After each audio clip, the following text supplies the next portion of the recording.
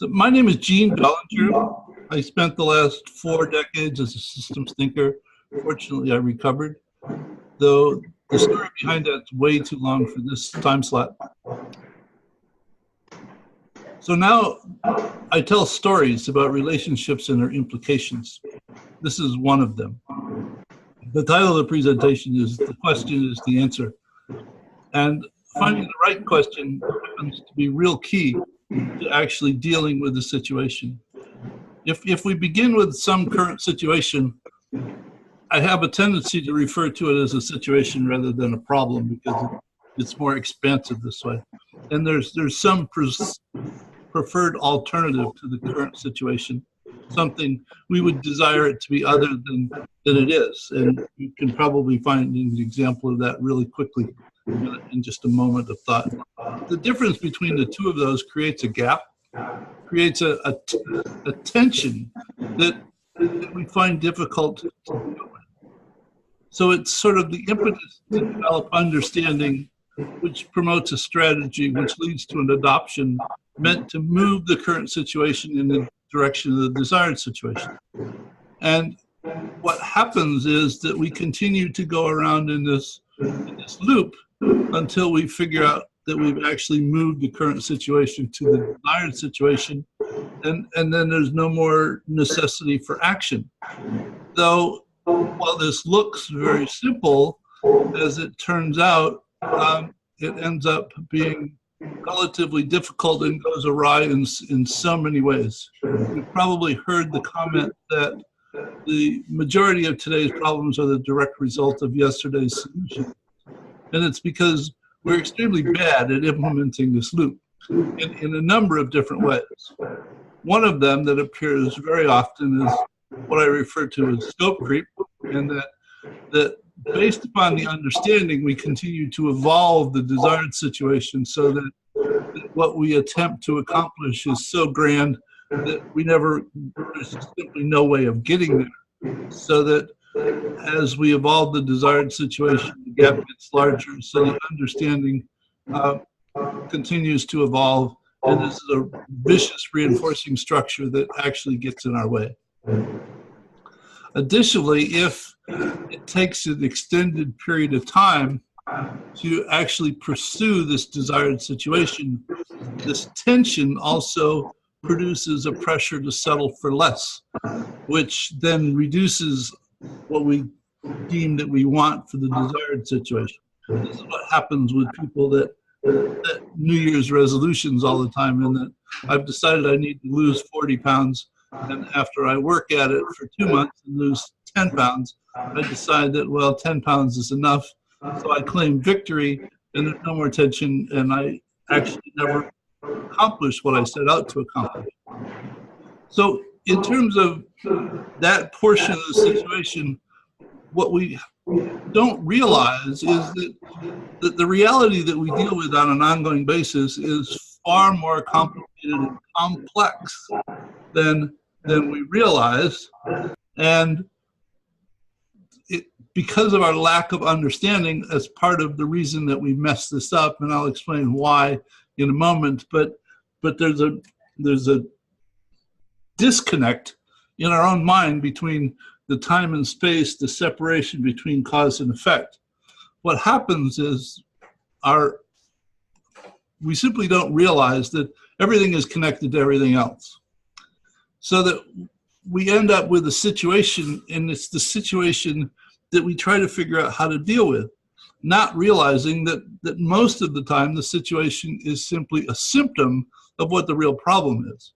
We don't spend time and look for the patterns of behavior that lead up to that situation, and we don't investigate the underlying relationships that are responsible for the patterns of behavior, and even more unlikely do we investigate the mental models of the people who are responsible for creating this set of relationships, who typically are on very different wavelengths when they actually created this set of relationships to begin with.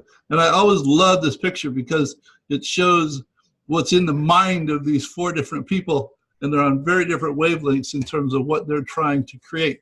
So that it simply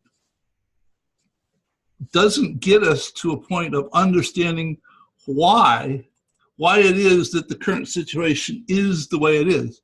And therefore we end up, the way that we interact to attempt to deal with it is seldom less than simply meddling in the situation.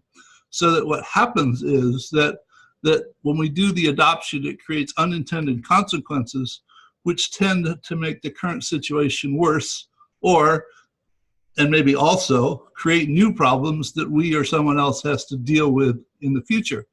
So there are ways to go ahead and actually seek out and identify those unintended consequences ahead of time, so that we reduce the likelihood of creating them.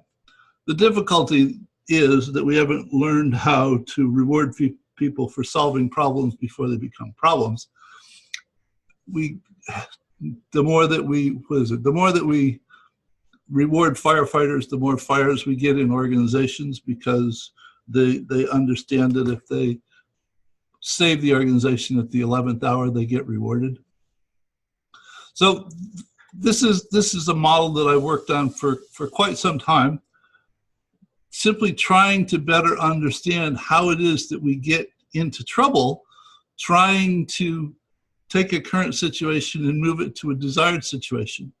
And it works out, or the current understanding is that given that situation and identifying the set of stakeholders that either are responsible for the situation or influenced by the situation, it's good to realize that there may be a number of stakeholders responsible for the current situation, though if you change something, you are likely to affect more people than were actually involved in creating the situation to begin with. So stakeholders come in a couple of different types.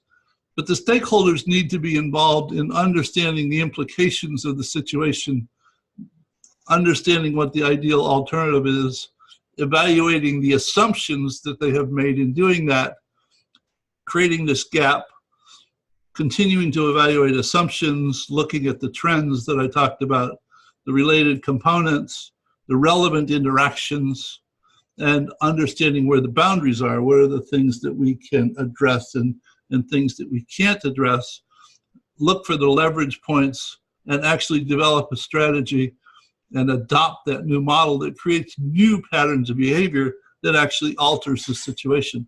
So that what happens is we actually understand why things are the way they are, and we understand the implications of our actions before we take them. The whole idea is to attempt to figure out ways to solve problems so they stay solved and not create new problems in the process. And while I understand that it's not possible to do that with absolute certainty, there are ways to go about doing that better than we currently go about it. I mean, the one example that comes up more often than not is the sales in the organization are down. They've been growing for months and months, and the organization has been really happy with the way sales are developing. And then they level off, and then they begin to decline.